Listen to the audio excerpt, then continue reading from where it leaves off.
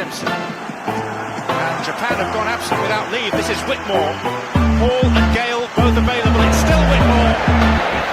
It is the Reggae Boys who take the lead. Ball chat. We've been live streaming for 30 years and still don't know how to kick on a live. Welcome to BCN Sports Halftime Show. My name is Benton. Sorry for the stop-start. We got Marcus Collins on again to discuss NFL Roundup. Junior in the building, of course, as always. Big up yourself. How you guys doing? Well, I'm good enough. I'm here with the savant, Marcus Collins, because Marcus, you called everything correct. Hey, man, I'm happy to be here with y'all. This is a pleasure to share my NFL insight with you all for this playoffs. It's been a good run. It wasn't that good a run last week, Marcus. No, it wasn't, but it's been a good run. But to be fair, though, you did say that you weren't as confident, and the reasons why you outlined were actually accurate. I have to give it that. Yeah. Man, look, we put college money on that thing last week. You told it not to. All right. Before we by the way, big up to those who always join us week in and week out. Thank you for joining us. We have a jam-packed show. We have NFL Roundup. We'll do that at the top of the show. Get Marcus Collins' thoughts on the NFL playoffs and some of the other news in the world of NFL football. Then we'll segue to, real football, a.k.a. soccer, the Americans call it. We'll discuss real football, take a look at Champions League, fallout from AFCON. Andre Blake, Jamaica's goalkeeper, did an interview with Jan Arnold. We'll take a look at that, some of the things he said in that interview. We'll also discuss Jamaica Premier League and some other football news. But we're starting off with NFL. Marcus, I think Junior called you the savant or something of the other, but it didn't materialize last week. Before we get to games on the field, though, coaches, quite a few coaches were sacked and quite a few teams. I think there are 6 teams that are still looking for coaches. The Falcons here in the ATL hired Steve Stefanski as their new head coach. We're in the A. Give us your thoughts on the coaching hires and your thoughts on this man that they hired from Cleveland. Well, formerly from Cleveland, now to lead the Falcons. Oh, okay. I'll say Kevin for last. Kevin Stefanski. Yes, Kevin Stefanski. Yeah. Yeah. But Harbaugh was an interesting hire going to the Giants. I think that he has a plan, but that structure concerns me with everybody reporting to the owner, and he doesn't really have to report to the GM. I can see that being an issue going forward. He's reported that he may be looking to bring some free agents from the Ravens to the Giants. So I see the Giants being a complete overhaul, but he now has the keys to the team. It'll be on him. He gets to make all the decisions, and we'll kind of see what he's made of. So I'm interested to see how that plays out. The Buffalo Bills firing their coach was a surprise to me, and I was just talking to a friend of mine. These teams are so desperate to make it to the NFL, and they want to, make themselves think that it's these different coaches' faults the reason why they're not making it. But this guy had a very good track record of getting them to the playoffs, getting them to the AFC Championship game, and you fire him and you're going to hire who?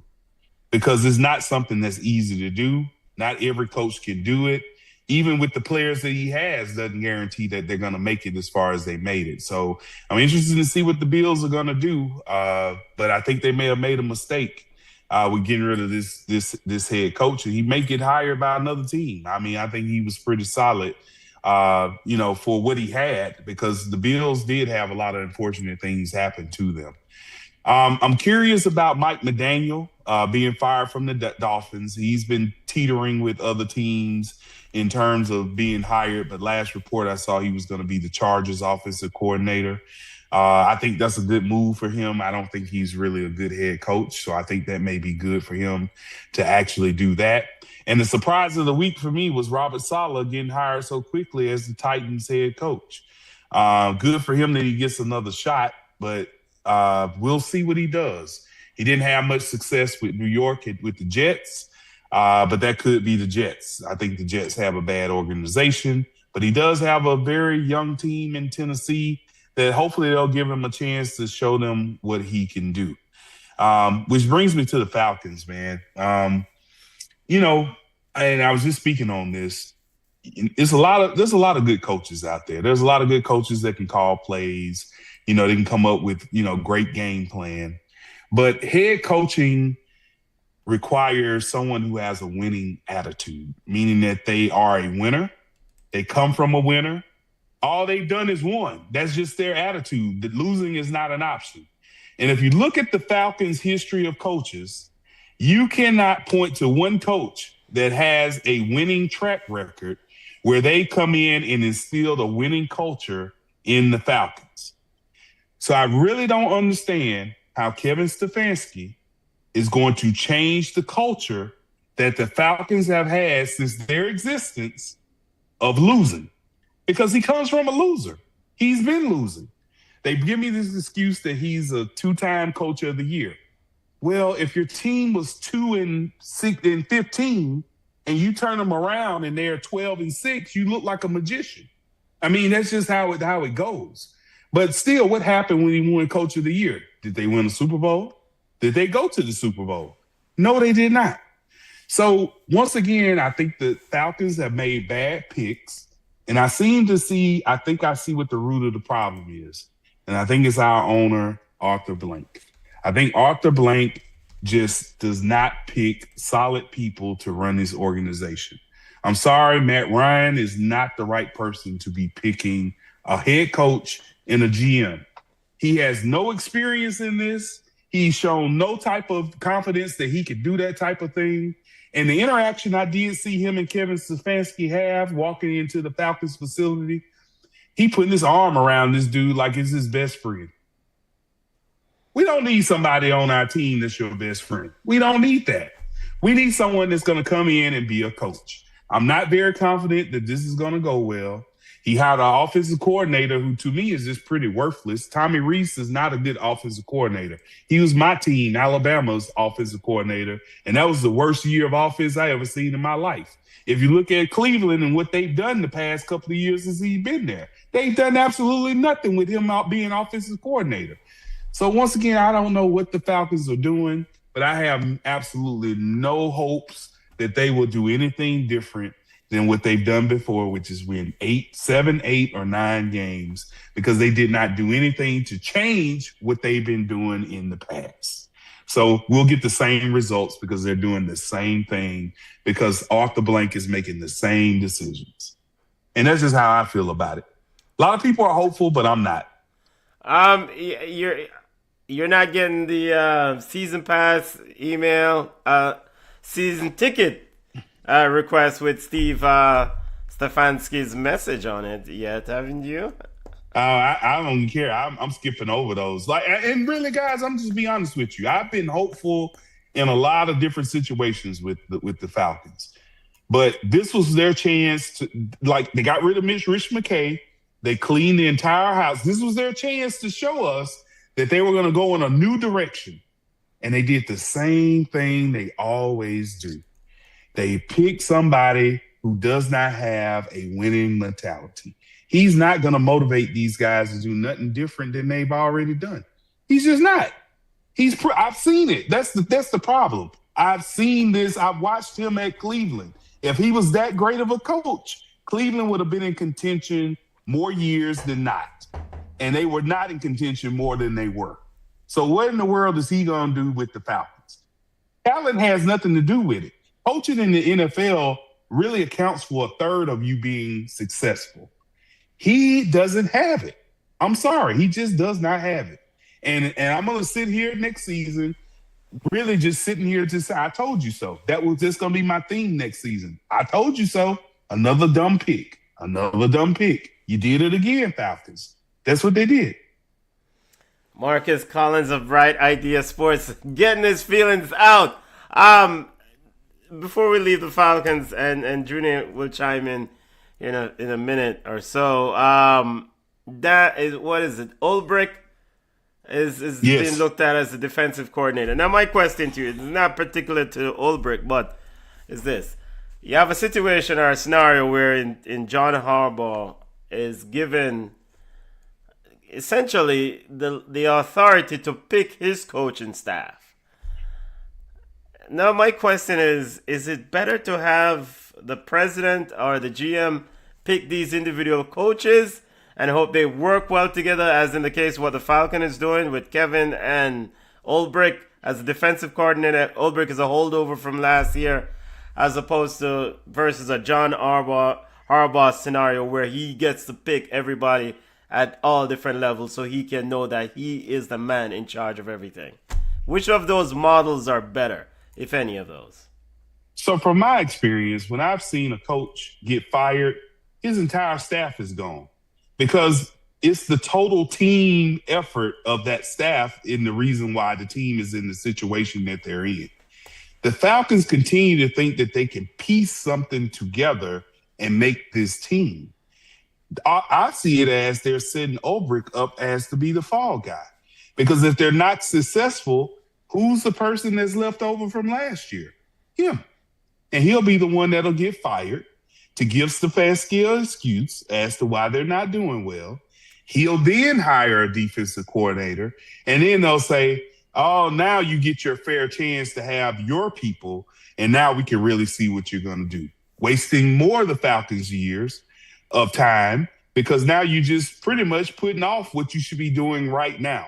You should have gotten rid of every single coach we have. You should have got rid of the water boys. You should have changed the concession stand hosts. You should have changed everything in that damn place if you were going to really clean house. We need to get rid of all the bad juju. We need another Freddie the Falcon mascot. We need new cheerleaders. We need everything new. Not the cheerleaders, man. I don't know who. Not the cheerleaders. I don't know who fault it is. So everybody's got to go. Not the cheerleaders. They're the only thing that's making that building happy. But no, man, it's just once again, it's not a new regime. Is what I'm saying. You still got old pieces of the old regime still there, and we know what the old regime brings, which is failure. So if you want me to be excited, get me a new car. Get me something I've never driven before. Give me something I've never seen before. Get me excited about something that I've never experienced before. Because right now I'm expecting the same thing I've seen from the Cleveland Browns and the same thing I've seen from the Falcons now meshing together. What are we going to have? But 5-6 wins? Okay. Junior, over to you, man. Let's you know. Yeah, at both Atlanta teams, since we're here in the home base, both Atlanta teams, for basketball and football, they're just polar opposites of each other, and sometimes they have parallels.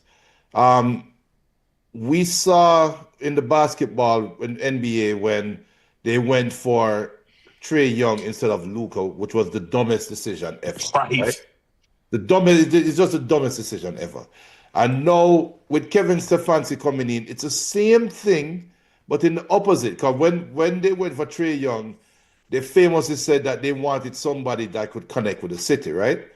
Now, I know Atlanta is not Cleveland, and Cleveland is not Atlanta. But the NFL is a brotherhood. And as we all know, the players, they all share a brotherhood, they all share a fraternity. We saw what happened with Shedeur Sanders and Cleveland. Drafted when he should have never been drafted, had a locker room, there was a split. But the reason why there wasn't any big fracas is because the locker room sided with Shedeur, in my opinion. Yep. And they didn't side with the coach.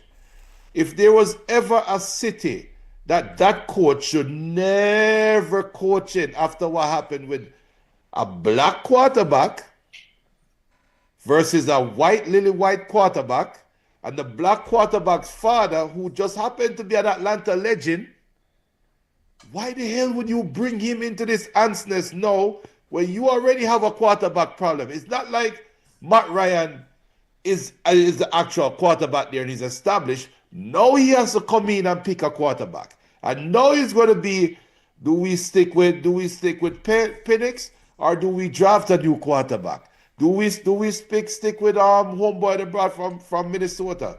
This is just Cleveland 2.0, and I think this was a very tone deaf hire.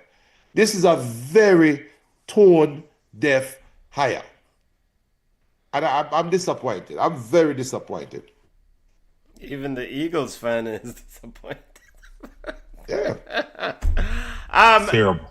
Let's get to some before we get to games on the field. Marcus, any other coaches you see going where with who? Like which team picking up who? Well, I Mike heard- Tomlin, will he return? Anyone will get him? Nah. Doesn't look like it. Look like like Mike it. is going on vacation. He's gone. fishing. Sean McDermott, where will he go? I hadn't seen any rumors yet, but I think somebody should pick him up. We still got left out there that needs. Arizona still needs a coach, or did they? No, Arizona hired somebody, right? Who did the Packers defensive coordinator go to just now? He got hired by somebody. I don't think as many jobs left. I would defer to the NFL Yeah, the Packers, expert. The Packers defensive coordinator just got picked up as a head coach. Okay. Um, According to AI, it says the Ravens, Steelers, Browns, Bills, Cardinals, and Las Vegas Raiders still looking for coaches. Okay, so the Cardinals are still out there. But, I think Sean McDermott will get one of those jobs. And I think he'll do a very good job because I think he's a pretty steady coach. He has a track record of winning. He knows what it takes to win.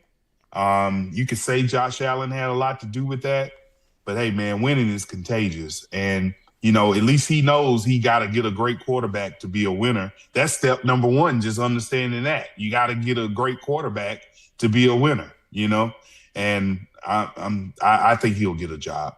It's just going to be interesting. I think a lot of these playoff teams, I think some of them are going to lose some of their coordinators, like Klubnik for the Seattle Seahawks. He's been mentioned quite a few times. So I think in a couple of Sean McVay's assistants have been mentioned a couple of times. So I think a couple of these guys are going to get some jobs. So it's going to be interesting to see what happens here. I even heard Raheem Morris may go to the Dolphins as defensive coordinator.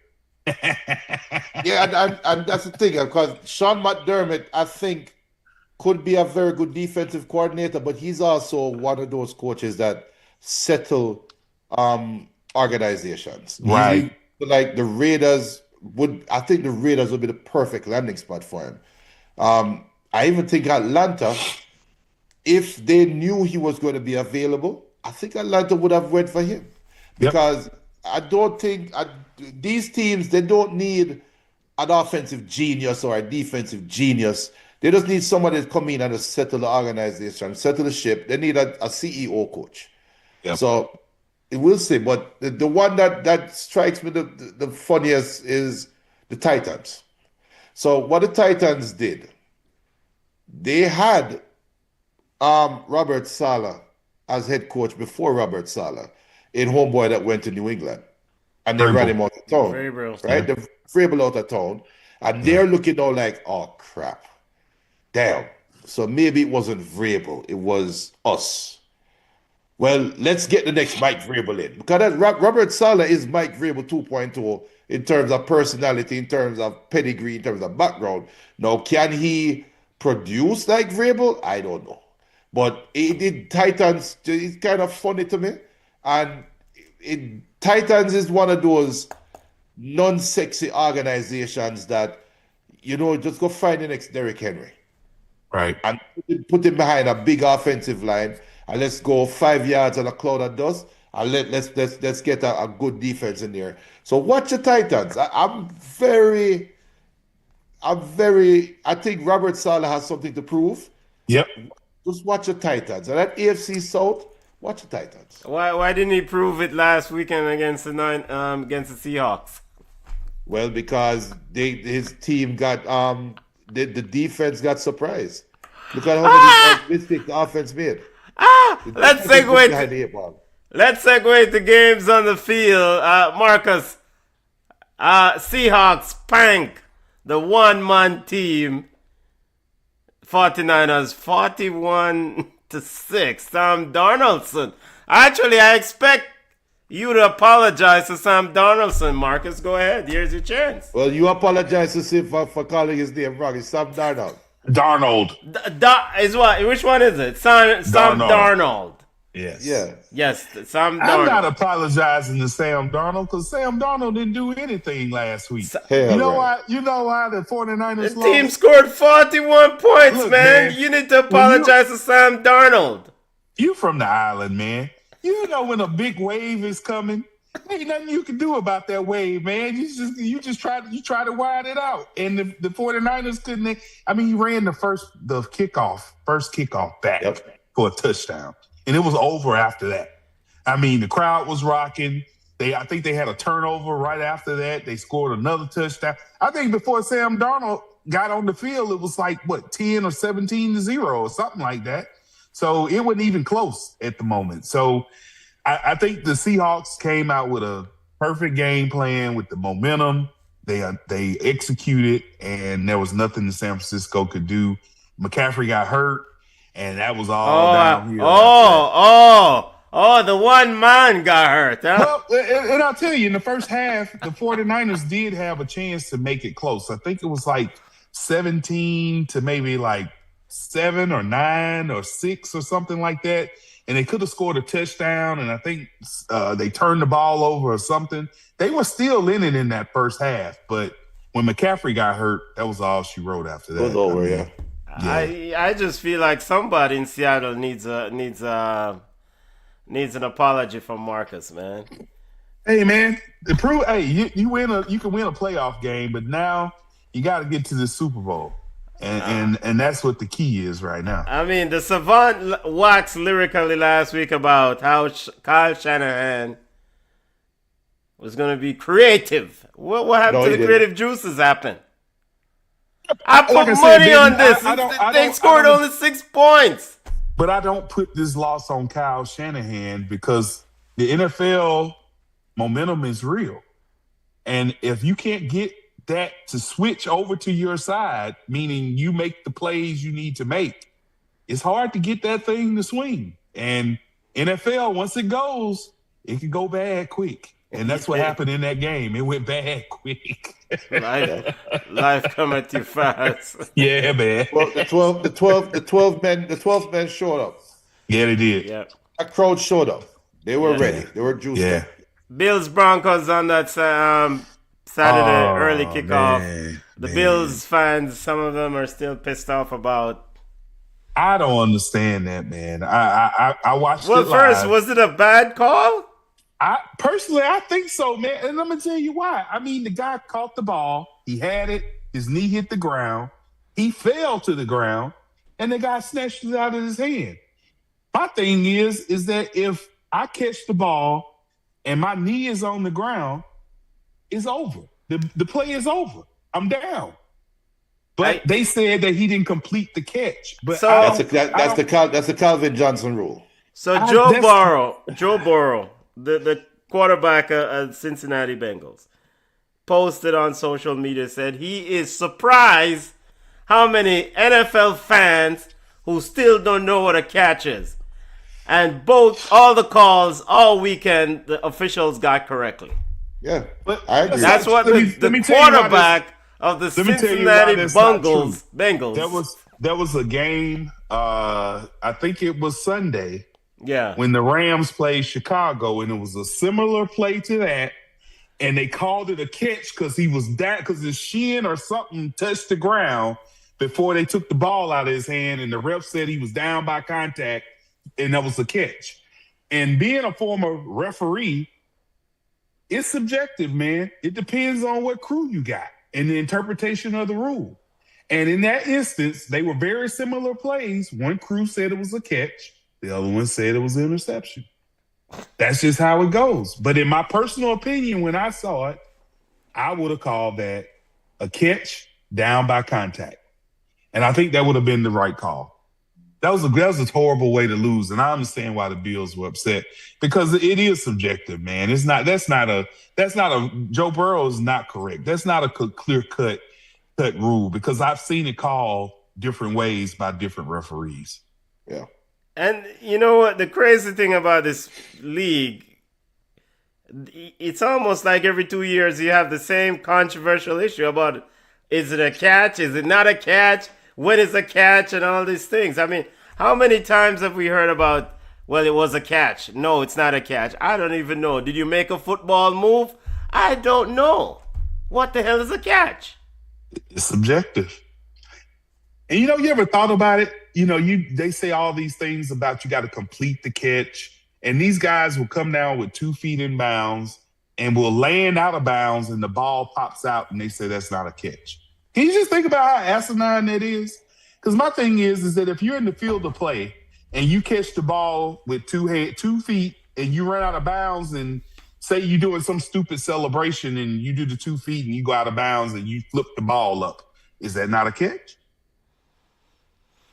I saw Devontae Adams. I saw him caught a ball the other day. That's who it was. Devontae. And I'm like, okay, I guess that's a catch.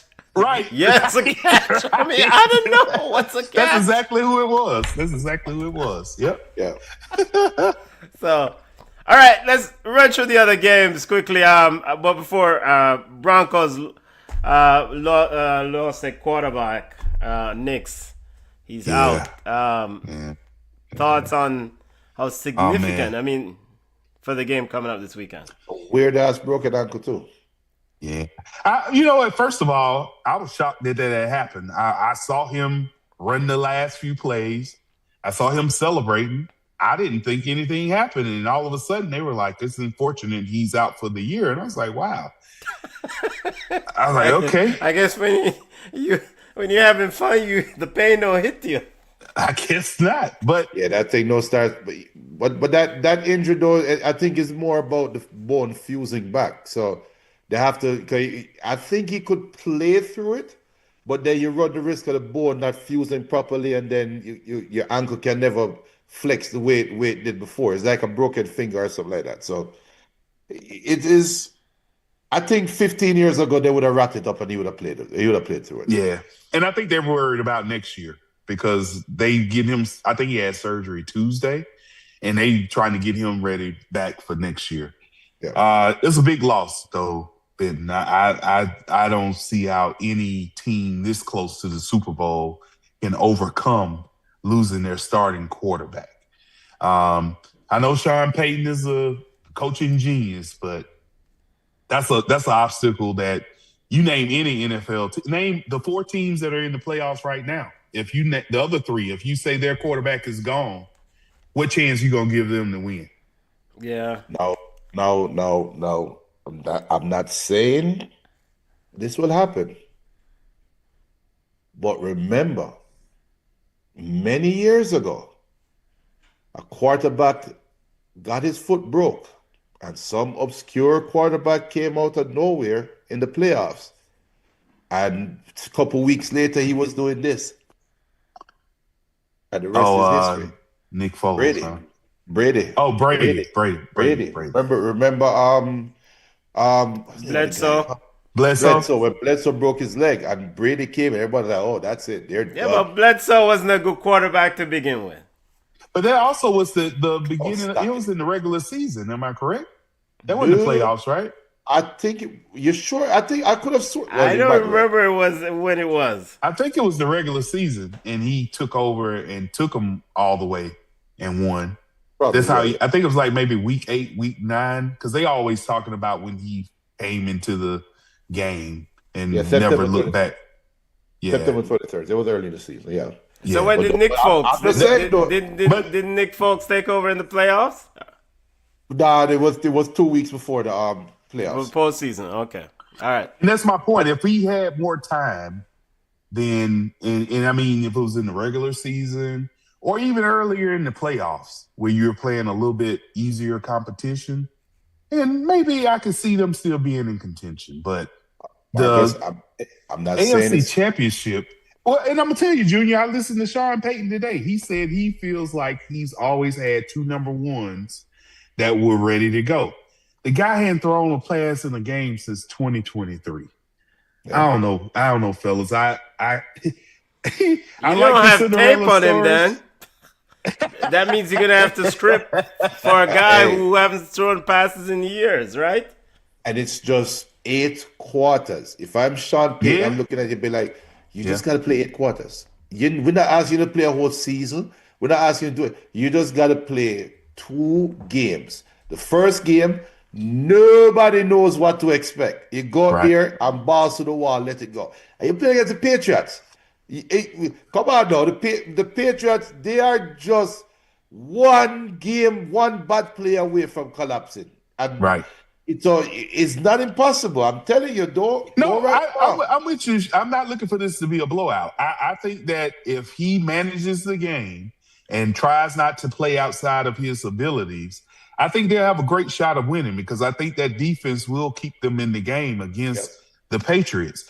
But I haven't seen him, so I don't know what he's capable or will do at this point in his career. But I'm with you, Junior. I wouldn't be surprised now if he came out and did his thing. But once again, at this late stage, it's one of those, he needs to come out and make no mistakes and just do what he needs to do, which he could do, because he's not like this young pup. He's a vet. He's been around.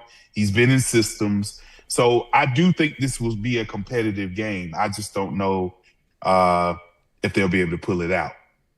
Yeah, I believe in. I'm a firm believer in Sean Payton. We don't like Sean Payton in these parts. Bears season is over, Marcus. Cardiac Bears. Rams ended it. Caleb Williams almost did it, man. He really did, man. That was an amazing game. He followed suit with what he usually does. I think that kid's going to only get better. I think he has a good coach in Ben Johnson. I think that he will improve as the years go on, as long as they keep that consistency going for him. But once again, I think he just got bit by the more experienced team in that particular case, which is the Matt Stafford and the Rams. It was very entertaining. Matt Stafford and them did everything they could to lose that game, but it's just the Bears just couldn't overcome. But I applaud their efforts. Put on your coaching hat for a second before we look at the games coming up this weekend. Johnson, when I say it's Ben. Yes. Mr. Johnson decided to go for it at 4th and 1. I think from what? The 3 yards? Why not take the field goal? That's the attitude of the NFL these days, man. I'm with you. I wish we could do this. Would be a great PhD dissertation to look at the past 10 years at the number of games that teams could have won instead of going for it and taking the points that they could have won had they just taken the points, man. I think it's coaching philosophy. I call it the Madden syndrome, that everybody wants to go for it on 4th down, no matter where you are on the field. You down in field goal range. You don't want to take the points because you think you're so good that you can get this 4th down. And they're not playing what we call football. Playing football is about scoring points. And you never leave without getting points on the board. Like, that's a rule of thumb for old school football. And you see these teams time and time again, they lose games because they don't take the points. The Bears could have won had he taken the field goal. That's just the bottom line, you know? But we have pundits out there said, hey, we love his guts. Oh, that's a brave coach right there. Those are those analytics and these new computer models. You see in the games, less than 4th down and 3, less than 5, go. You know, I'm not letting the computer tell me what I've seen year after year. And that's what I mean coaching. A coach understands these situations. He's like, dude, we're in this game. Every point counts. We got a chance to get 3. We didn't get 7, but we at least going to get 3 points. And those 3 points will make a difference at the end of the game. They add up. And these guys are so just tunnel vision. I got to get a touchdown. I got to get a touchdown. But, hey, man, 6 field goals is 18 points. And we've seen teams win with 6 field goals. I mean, if you went for it every time and didn't get it, but, twice, you only scored 14. So do the math. Just think about that. And then think about the morale of the team. You drive all the way down the field and get nothing. At least if I get 3, I'm like, okay, we in the lead, or we cut into the lead, or something's better than nothing. And that's why I said, for instance, going with Kevin Stefanski. I don't trust him to make that call to kick the field goal when he's supposed to kick the field goal. He's shown me he doesn't make the right calls.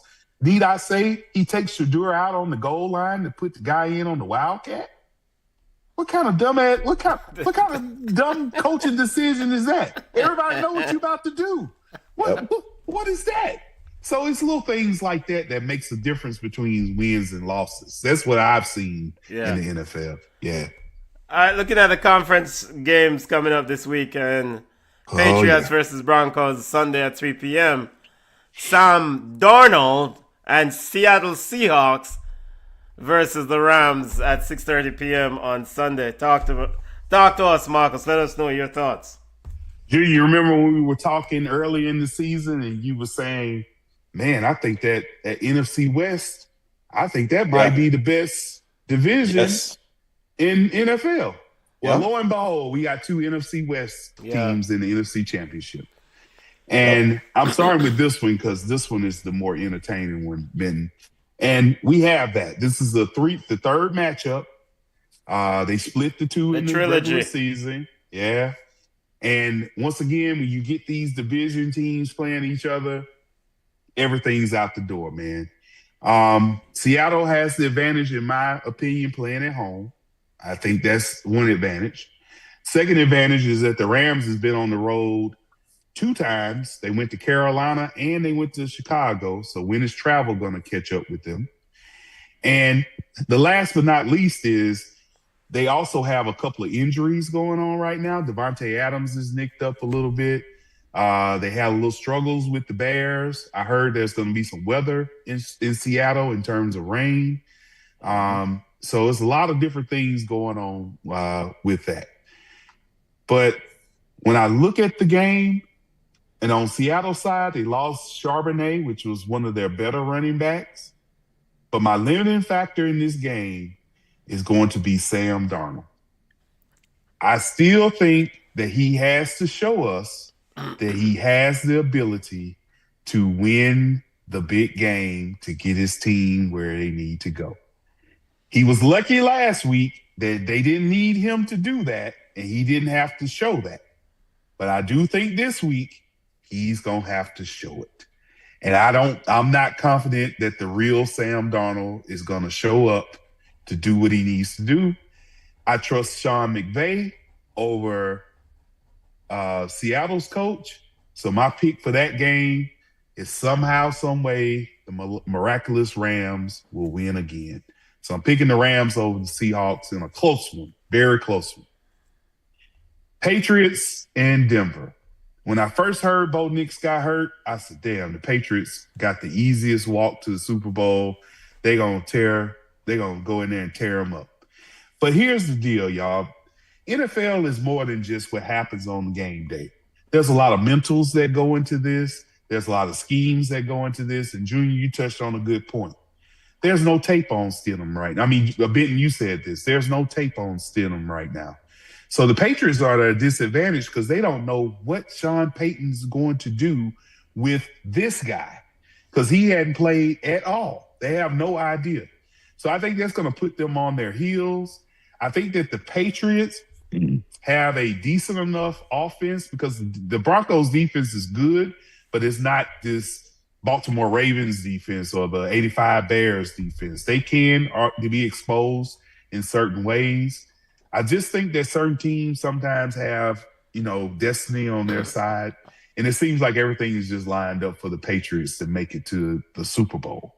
And because of that, and reason I don't really trust in them, I just don't. I'm just at this point in the game. These guys are playing life or death. This is for the Super Bowl, so they bring in their best of the best, and you're just not starting to play. I can't see a backup quarterback going to the Super Bowl. So I'm going with the Patriots versus the Rams in the Super Bowl. That's the best pick I got. Now, we'll put the college fund on it. That's just based on my assessment. Could happen. could not happen, but that's why they play the game. All right, there you have it. Do you want to? You know what's ironic about that thing, Benton? He's picking both road teams. Yeah, and the Rams and the Patriots. Picking both road teams. Both road teams with both home teams having significant home field advantage. Mile High Stadium with the altitude and the 12th man at Seattle, that crowd can cause a earthquake on a Richter scale. And he's picking against both home teams. Woo! I like to live on the edge, Junior. We'll see. Do you want to just go ahead and close it out and make your Super Bowl pick right there? Man. Are you want to sit on it for a little bit? No, I've said from the beginning, the way they've been rolling, that I do think, and without injury, major injury, I do think that the Rams are primed to win another Super Bowl. And the reason I say that, Ben, is because think about when they won the Super Bowl, they pretty much did a salary cap team, and after that Super Bowl, they destroyed it. Now, just think about that. So everything they've done so far, they built through the draft. So they don't have this team of old veteran players. They have these young guys. Yeah. And these young guys, the difference is that when you put them with the right coaching, that beats the old veteran guys because they're older. They're not as fast. They're not as strong as these younger guys. And I don't think the Patriots are as good as they've been advertised. I just don't think that. And I think that a coach like Sean McVay can out-coach the Patriots. I think they can coach circles around them, to be honest with you. So I think the Rams will be the Super Bowl champ right now. That's what I'm picking. Junior, I don't know if you agree with that, but I am gonna go ahead and agree with him and salt up the Rams. I think the Rams, and we're 40 minutes in, way over Marcus's time with us. But Marcus giving us extra knowledge, extra nuggets today on the NFL recap. But I will pick the Rams simultaneously as to win the Super Bowl, or just like Marcus to win the Super Bowl. Best quarterback remain in the pot. Yeah, but it's too easy of a pick. It's too. I mean, everything don't need a heavy formula. But it's not. But that's the thing. It's not a heavy formula. But if you go in there overconfident, they are humans. We look at them and say, "Oh, LA is the most complete team left in the playoffs." Blah blah blah. You think that locker room don't believe that as well? I just looked at some Darnold stats from the last game. Doesn't matter. This dude threw for 120 some yards. Right. So they didn't need him. You think their locker room don't believe the hype? You think Seattle's locker room is not motivated to shut everybody up? Is too easy of a call, and I'm telling you right.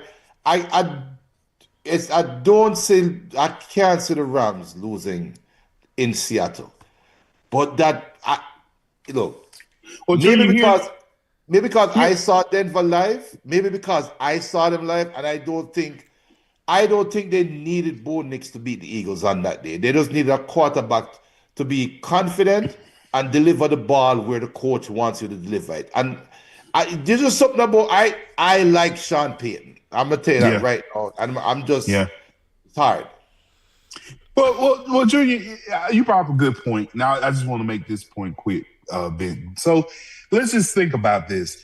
So the Rams can't think that they're the best team because they played very bad last week, and in spite of that, they won. So if anything, they should be motivated this week to play better than they did last week. Yeah. Seattle came out for their first playoff game, and it was a piece of cake.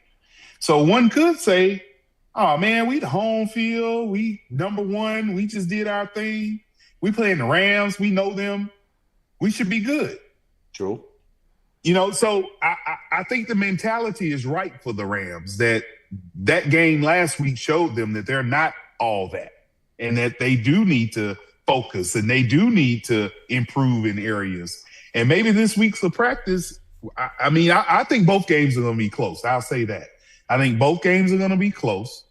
And I think that it's going to come down to which coach or team has that oomph to be able to close it out. And I think Denver has it with Sean Payton. I think he can make the right calls to close out a game. I think that the Patriots can do it. Drake May has shown that. I think the Rams can do it. I'm just not too confident in the Seahawks. I don't know if Sam Darnold can do it. But those other three, I wouldn't be surprised if they end up in the Super Bowl. I'm just not confident in Sam Darnold. And I know that the Rams are going to make him beat them. Can he do it? We're going to see Sunday. I think we need to put $5 on these underdogs, though. Hey, man. That's what it's all about. Just in case. There you have it. Marcus Collins, Bright Idea Sports. Big up yourself, Marcus. Yeah, man. I saw John Lynch said that Brandon Ayuk is out. That guy's been on what? A holdout for how long? He was on IR. Remember, he got hurt. Oh. And they basically just kept him, just said he was inactive for the entire year. There's a lot of backstory on that. He signed this contract. He gets hurt. The organization, I don't think, were too happy with his rehabbing practices. And I think they're deciding that they're just going to part ways with the guy. I think he's still talented, but man, it's just a different day. These guys are doing what they want, and these teams are doing what they want. If they don't want to deal with it, they move on. What was that contract? 120? Something like that. It was a pretty good one. Pretty Yeah, good. the NFL is there's a cap both ends, and when a player value go over the cap, it signals the end of his career, because you're going to go through a hold-up process, and then you go to a new team, you try to fire it up, and you get these weird injuries. We see it too many times. Yeah. All right. Life in the NFL, man. Life in the NFL.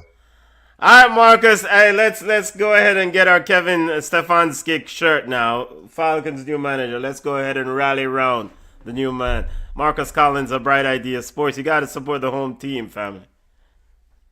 Negative, man. When you ever seen a movie and then they come out with a remake and you're like, hey, I've seen that movie before. That's what I'm doing right now. I'm not going to see Ghostbusters again. I've seen Ghostbusters. This smells like Bobby Petrino 2.0. Who you telling? There you have it. Check out Marcus Collins on Bright Idea Sports on Facebook.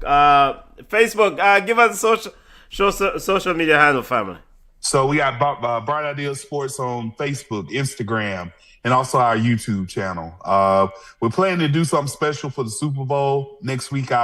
If I'm invited back, I'll share the information with you guys. Of course. So Talk about if you're invited back. You family here, man. Well, my picks go bad. You might not want me back. You did put something in the college fund 2 weekends ago. Just not last week. There you have it, family. Marcus Collins, big up yourself, man. Thanks for joining us.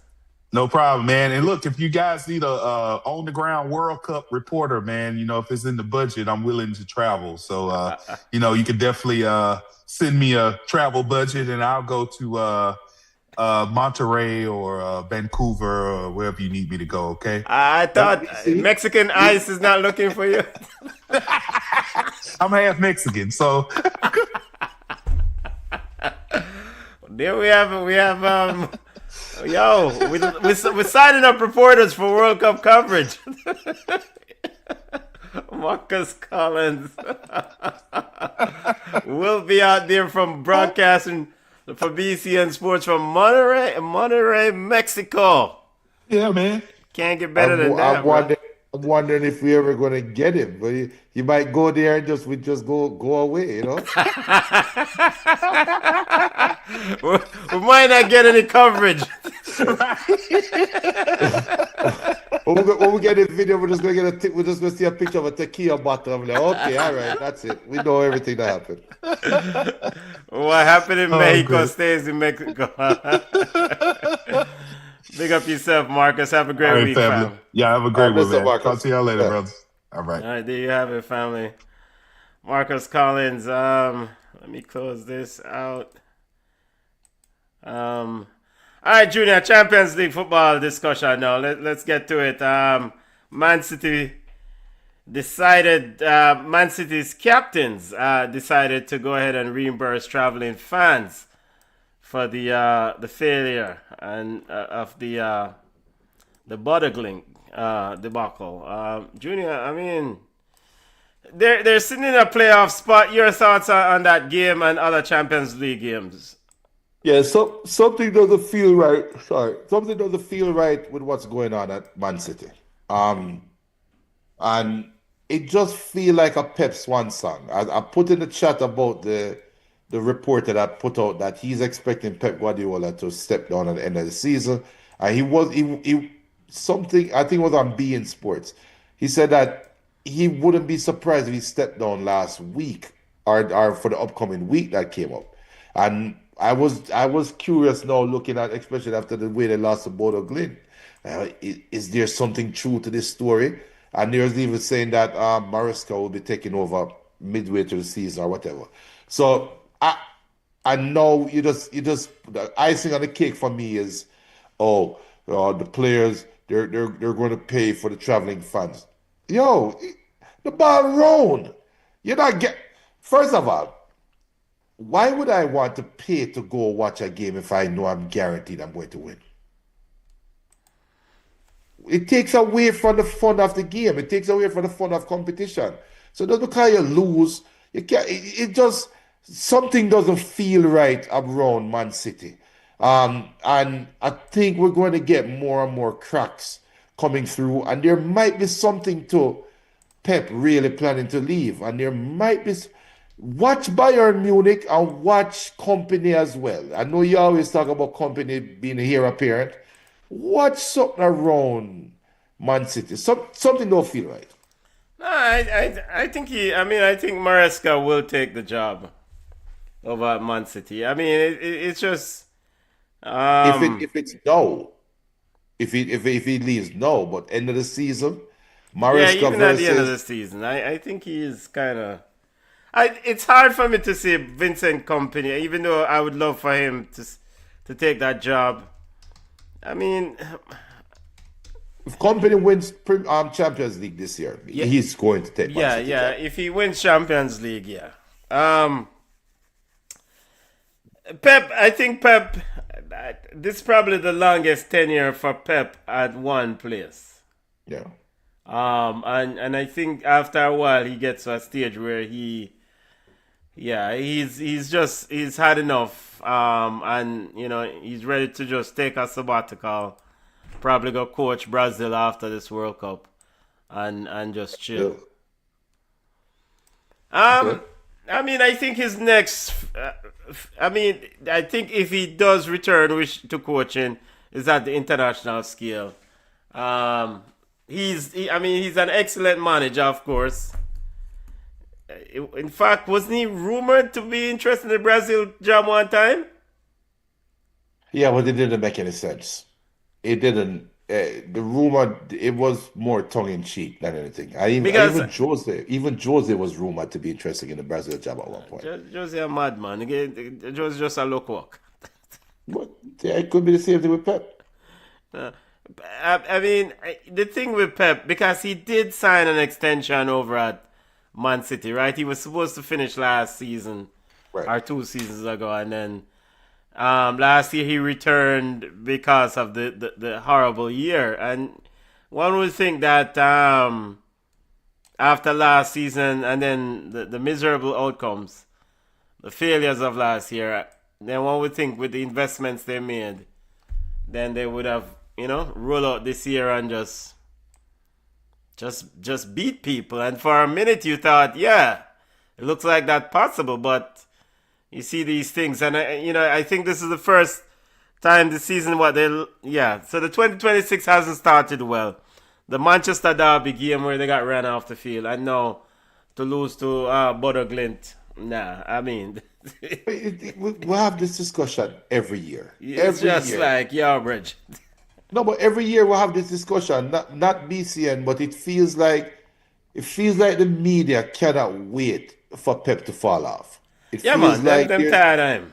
right. It is, and more importantly, I think Man City fans are tired of the same voice, and it is one of those things where we want something new, want something different, want to try something else, and you soon get what you ask for, right?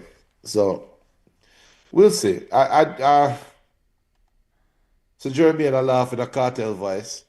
All right, Mo Salah. Speaking of Jermaine, Jermaine is the Man United fan, of course, but Mo Salah returned for Liverpool. Liverpool 3-0 over Marseille. He didn't score, Junior, but it was kind of refreshing for some Liverpool fans to see Mohamed Salah back after the whole. I mean, it was not too long ago we had that blow up before the AFCON, and he's back in one piece, Junior. Yeah, but then you get a chance to kind of ease him way back in, and people, it's short-term memory. People don't remember that fracas that went on. I mean, people don't remember. It's winning. It's not. No, it's not. It's not a big deal anymore. They're over it. Win and you're all right. You beat Marseille 3-0 at them yard. You're okay. You get one easy game next against Bournemouth. Beat them. And then play FK Quarberg or whatever. Beat them. Nobody's going to remember. Zlatan Salah is kumbaya. Everything is good, and we move on. Liverpool benefited the most from that AFCON because you get to separate two people that need each other. I mean, let's call a spade a spade. Slot needs Salah, and Salah needs Slot. So they have to go and separate themselves, figure out themselves, fix them ego, and forward back and assimilate back into the system. Big up BM, big up Jeremy, and BM says, did you see the sitter that Salah missed? Yeah, but he's all right. Yeah, I mean, he is. I mean, him definitely in a rust, but as a legend at the club, I think Mohamed Salah deserves some level of respect as he transitioned his way out of Liverpool Football Club. I mean, some level of respect. At whose response? At whose expense, though? At the fans. The fans are willing to give them his expense. And the club. Brother, if it's simple. If Mohamed Salah cannot perform at the level that Liverpool needs him to be successful, we have to move on. Yeah, you will move on. You will move on, but not this year. You will not move on this year because at the end of the day, this player has given you something that you didn't have it. You keep reverting back to that. That's fine, but that doesn't cost me games. I won't let that cost me games. Just because you gave me a couple good years, we're going to dash for the next month of games. No, if you're not good enough, sit down on the bench, let the crowd cheer you on, you come play for the last 5 minutes and try to score. And if you don't score, be a super sub. Just be a super sub. Are the players that you signed giving you winning games for you? That's why I said the better option. But if he's not the best option right now, we'll move on. BM says Mason Greenwood was a one-man army today. The Zerbi and Manchester United reportedly have been talking about the end of the year, and reportedly the Zerbi wants Greenwood back at Manchester United. Reportedly, I don't know how true that is, but well, I mean, I'm sure Manchester United desperate for Mason Greenwood. They would upgrade any team. I mean, he's a goal scorer. Yes, he's a goal scorer. Other Champions League result. Just your thoughts on. So Chelsea won this game in a bit of a struggle today against. I think it was Paphos. I don't know one disease name to your side. Yeah, so Chelsea won that game. Look like they, of course, will make the playoffs. Barcelona 4-2 over Slavia Prague. Athletic Club came from behind and defeat Atalanta. Newcastle 3-0 over PSV. Galatasaray and Atletico 1-1. Any other thoughts or statements you want to make regarding the Champions League? I mean, we'll take a look at the standing here. Arsenal, of course, perfect. 1 through 8 automatically qualify for the round of 16. And then 9 through 24 goes to the playoff round. And ultimately, be in that playoff round scenario. Yeah, I mean, the Champions League make it so hard to sit down and really sift through the teams right now because you don't have the groups like it was before, where try and make it to the top two and then you only have you focus on only these set of games and these set of matchups. The thing with Arsenal is their consistency. And that has to be, we have to put hats off to Arsenal and being very consistent and very consistently boring at sometimes. So it is it's one of those things where for the Champions League, you see how PSG kind of sneak up last year? Same thing happening this year. Same thing happening this year. I don't think the champion really raised them head as yet, because for the Champions League, what it's turning into now, you have to be playing great football at the right time. PSG has played their best football over the last 5 years for that last 2 months of the Champions League last year. And they haven't played that level since, right? So it's the same thing now. When you ask for the Champions League, you just look and say the big teams are doing what they should. Inter Milan getting their ass beat by Arsenal, though, have to raise the eyebrow. Have to raise the eyebrow, either saying Inter is rubbish or Arsenal really might mean business. Can they be consistent all the way through to the end? And that's what we're looking for, because all of the other teams have question marks. And I don't think Arsenal have any question marks right now, other than can they stay consistent? Final match there is going to be critical. Some important teams on the outside of this playoff. Most notably, Napoli on the outside. But a win on the final match there means that they could be into that playoff spot. The teams are tightly packed. I mean, Man City need a win to guarantee an automatic spot on that final match there. So all to play for. All to play for. I saw BM says Mason Greenwood was. He says that I don't see Greenwood returning to Man United. Remember why they were forced to loan him to Getafe. I don't remember why, Junior. That's Beat no man. Oh. When you see the fact that you say you don't remember why, I'm telling you, the world right now is short term. I remember why, Junior. Yeah, that's fine. But the world, we're living in a short term memory right now with the world, and a very short attention span. And look, we shouldn't even talk about Greenwood, because it's not like Man U desperate for Mason Greenwood right now. They need a midfielder more than anything. So, yeah. One before we leave UEFA and European Champions League and European football, Mark Guehi signed for Man City officially this week. Thoughts on this transfer? I mean, could be something huge for them, but I didn't have this one, as we said a few weeks ago, on the bingo card, as in Mark Guehi being a Man City player. When you look at the money that was invested, they signed their company. They have signed their next captain. He is going to be their next captain. I expect Mark Guehi to have the captain's armband by next year.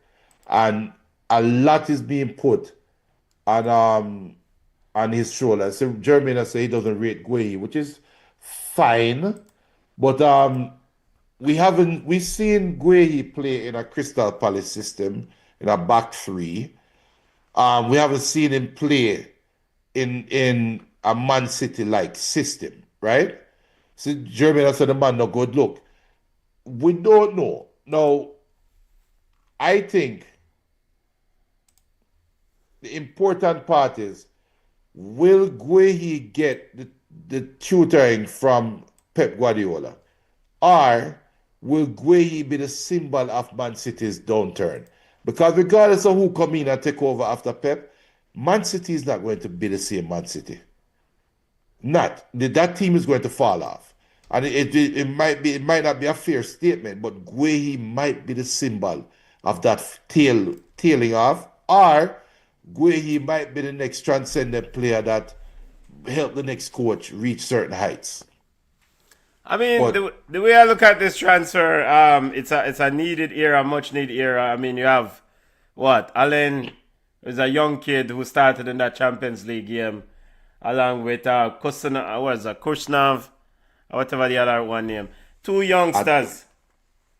Both of them, what, 20 something?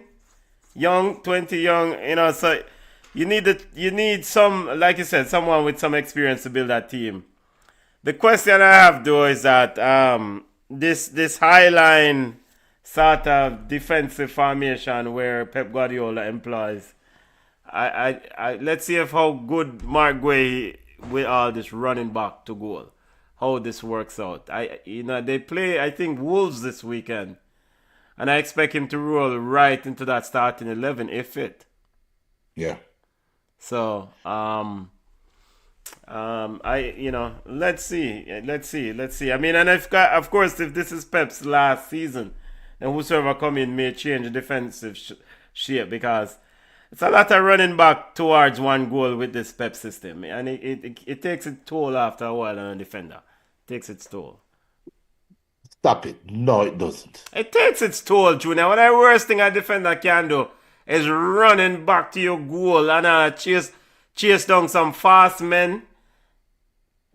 A defender want to have everything in front of them and just chill. Move ball right to left, cut out some ball here so and just keep it moving. Now this is a system here, you long ball over you. You're hoping the line works. Yo, if the line works, we have to go run back. It's one of the worst systems a defender can play. Better, you're chatting rubbish. One of the worst systems a defender can play. Man City have 70% of the ball. Yeah.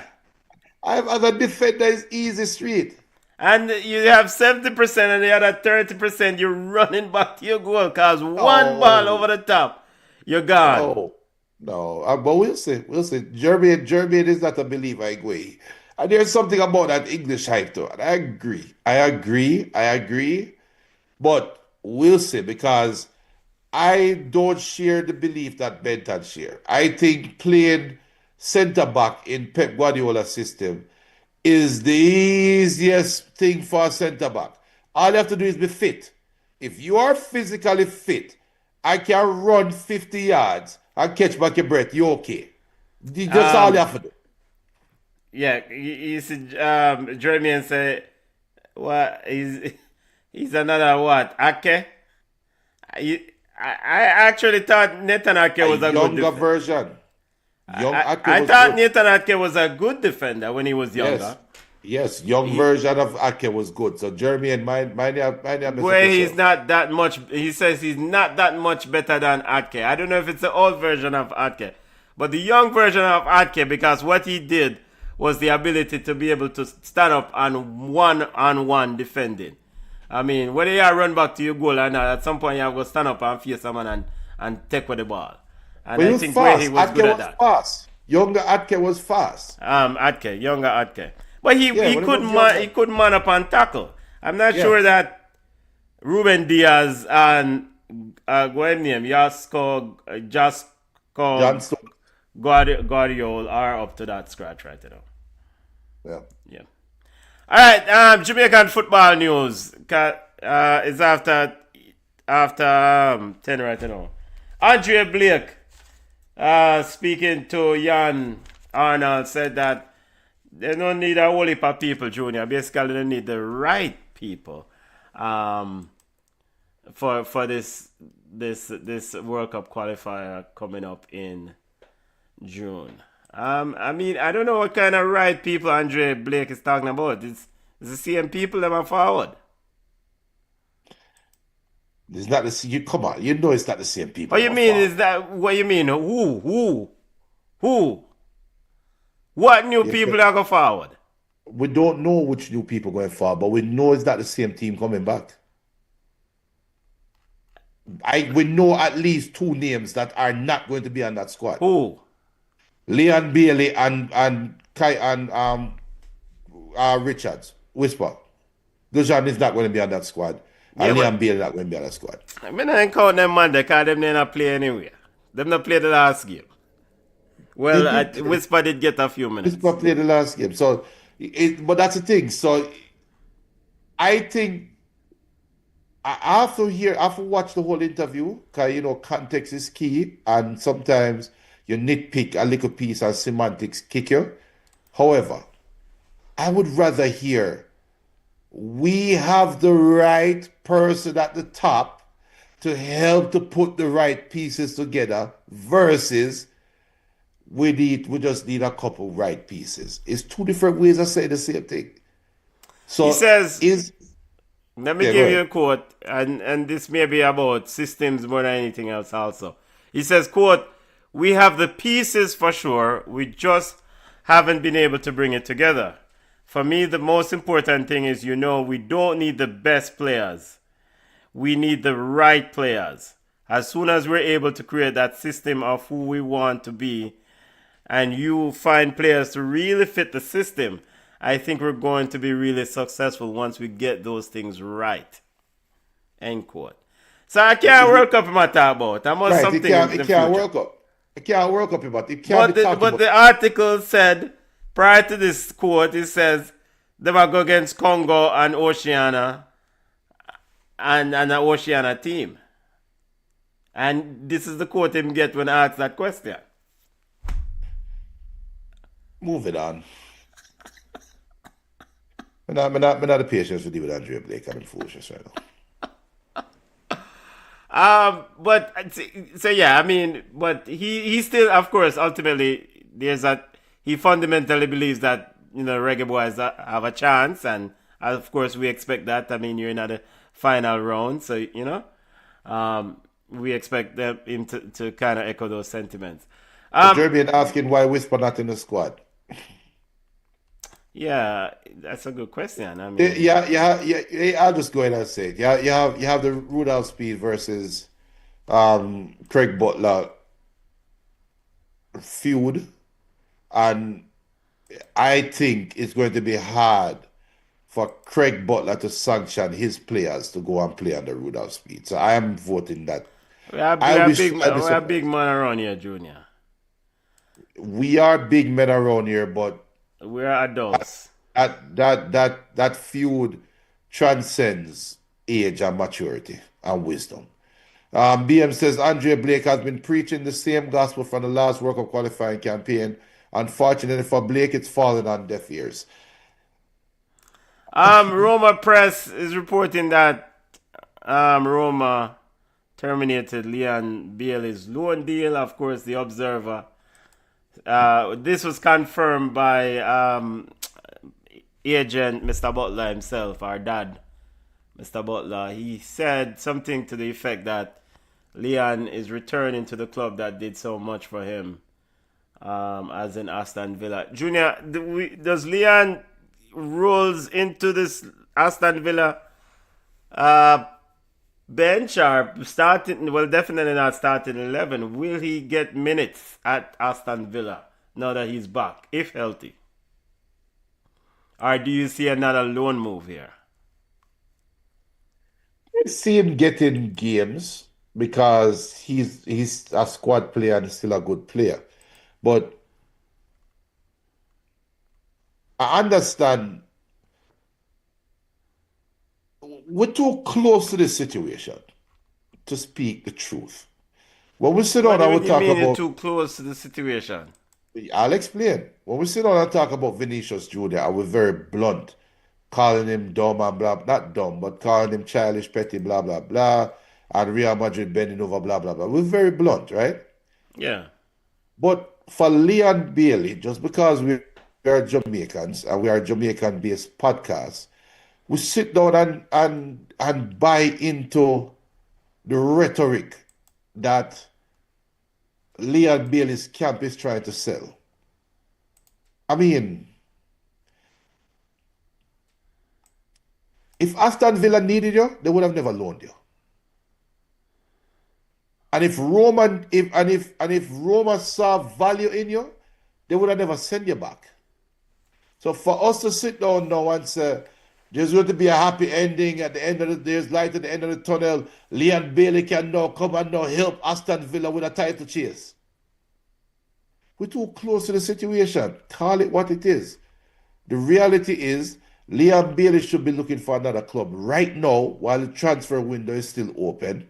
And if he doesn't find another club, he must go work him ass off in training and try to work him way up the ladder. You went from outside the squad. You are not seen as a member of the squad this year, and now you're on the outside trying to break into the squad. For you to break into this squad, you have to replace somebody that is currently in the squad in a position. It's not that easy. So we can't sit down now and just because we're so close to the situation, we're going to try make it seem like it's a Marvel movie. Brother, no, that's how the thing work. You weren't seen as maybe a financial surplus, maybe not a player surplus, but maybe the financial reason why Aston Villa moved you on to Roma. Never work out at Roma, now you're stuck back at Aston Villa. That's the truth. That is the truth. And I get it. But I understand Craig Butler's point of view. I understand the emotions behind it. If that was my son, I would probably no, I wouldn't go that far. I would still err on the side of some form of reality. And the reality is he's going back to a club and trying to earn his spot back. You know, just sit on there. Remember, a couple weeks ago, we knew that Roma wanted to move on from Bailey. Probably November, end of November, early December. We got the news when we were sitting on these Sunday shows, and we were like, yo, we have breaking news, but Ballchat is not trying to go into passa and blah, blah, blah. Because we all heard this way, way back. And then when it came out, early December, Craig Butler go after, I think it was military goon or whoever, and went after the blogs and whatever, and we don't know what I talk about, and this is that. And look at that now. Couple weeks later, it come true. What was being reported weeks back. And now you want to come and paint another picture? So what's going to happen now when Aston Villa play for the next month and Bailey not even feature on the bench? What we're going to hear? Oh, he's trying to get back to full fitness. A phoenix will rise. Brother, talk the truth, man. Not talk the truth. Talking reality, brother. Reality what I deal with. He put out a post. I know it wasn't at us, but he put out a post the day before, the hours before it was announced that Bailey's loan was being cancelled or terminated. Hours before the man put out a post and said, yo, like, I remember, like, so, what chat become chat to my face or re. And when he put it up, I said, something up with Bailey. Either something up with Bailey or something up with Whisper. I said it to myself at the time, and then hours later, Leon Bailey's term. I was oh, that's the reason why. That was the emotional outburst. I didn't try to get ahead of it. Brother, talking reality, man, it will serve Leon well. And last thing I'm going to say, we talk long about it, I'm still pissed off from that interview. And that interview come back and is biting Bailey in the body right now. What do you mean? What do you mean I can't do this? Eh? You can't get me to Real Madrid and then place there. All right, brother. No, you need to come beg Rudolph Speed for come play against New Caledonia. And you need to score a hat trick. And you need to find some way to beat Congo. Because Leon Bailey, of every player in a Jamaican jersey, Leon Bailey need World Cup more than everybody. Because if he doesn't go to the World Cup, we don't know where he'll play next year. Real talk.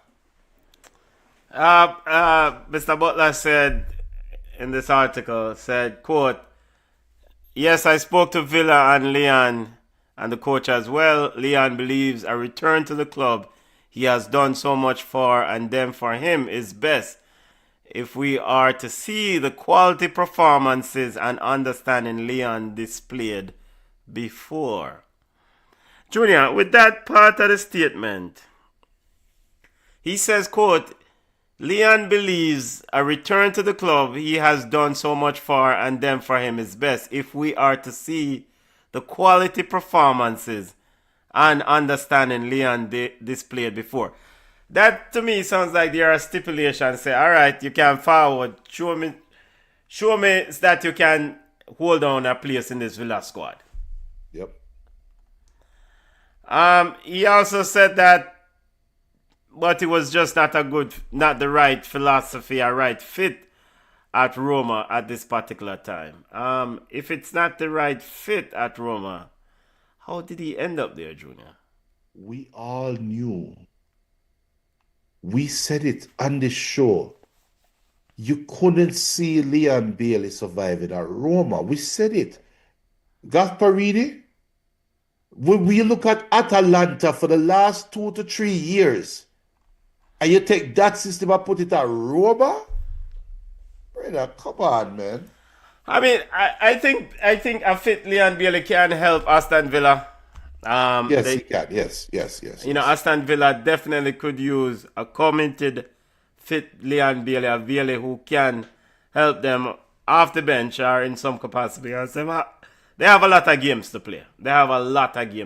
And,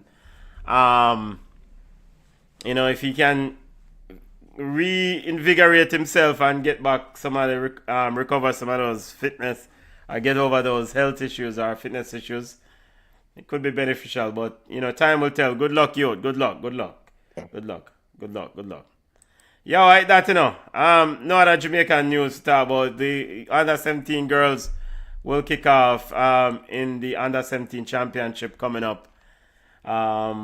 Starting on the 25th, so we'll update those scores. Top two, our winner of that group will then advance to the final round to try to go to the under 17 Women's World Cup.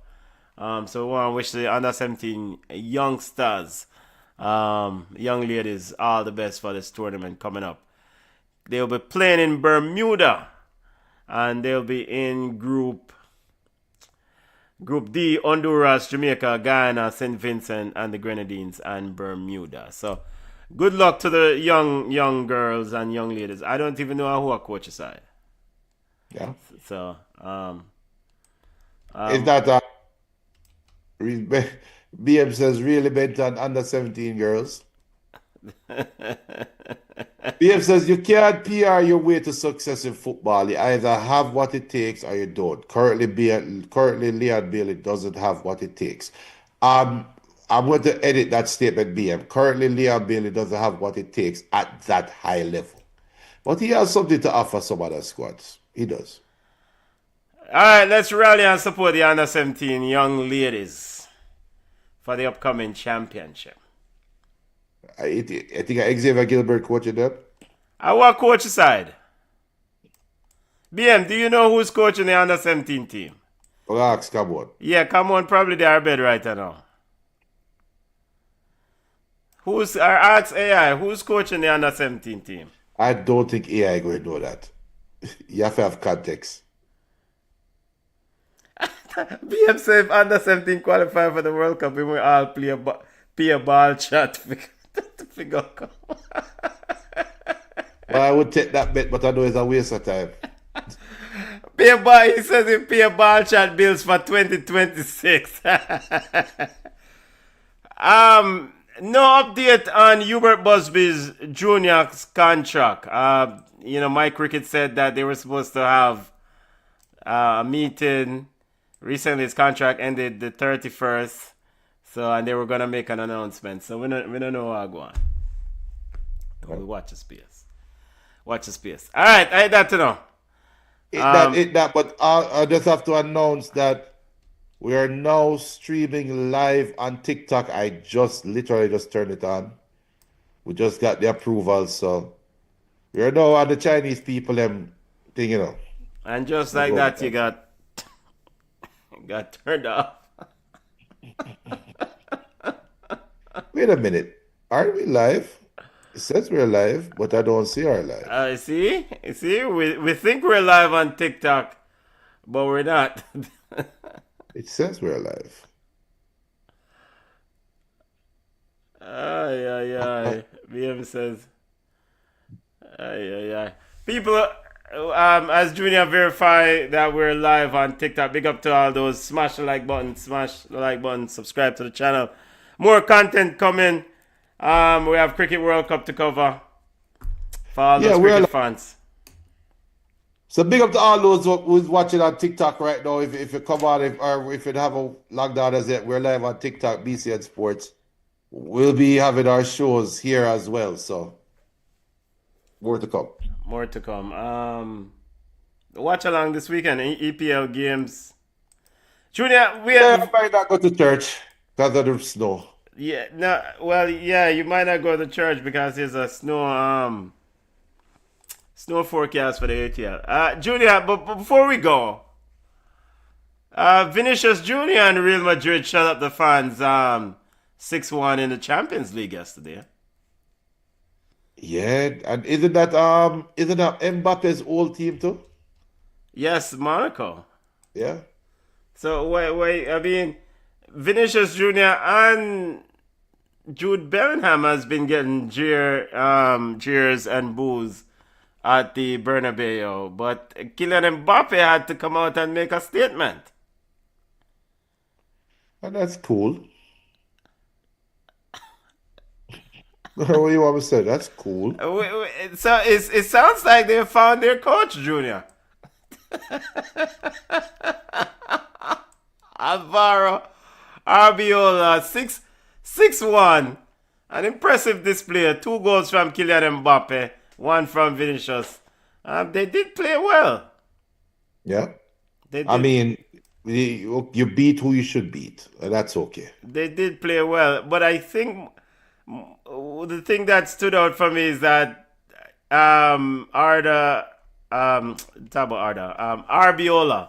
is not married to this whole 4 across the middle type of deal. I mean, he's moving people in and out, pushing me in that midfield and telling Camavinga to go play left back. Yeah. Well, let's see. We won't know until they're challenged. Yes, this is new sheriff in town over Real Madrid. When they're challenged, we talk. Real Madrid 6-1 over Monaco. Impressive. All right. If the U17 girls play make the World Cup, BM will cover BCN Sports. That's the surest not bet. Ball Shot. That's the surest bet that BM could ever make in his life. Not Ball Shot. BCN Sports Bills. Big up to all those on the live. Big up, smash the like button. EPL watch along this weekend. Arsenal versus Manchester United. Big game. Yep. Big game. 11:30 Sunday. Big game. And all right, family, have a wonderful Thursday. Enjoy the rest of your night. Big up to those. Big up to Marcus Collins, who joined us from NFL to do an NFL recap from Bright Idea Sports. Yo, we're gone on the road now. Yeah, I'm going to end this video right now. This video for him talking about Atlanta Falcons and also his prediction for this weekend. We're going to coming up. That shot is coming up over there. Yo, a bedtime, Junior.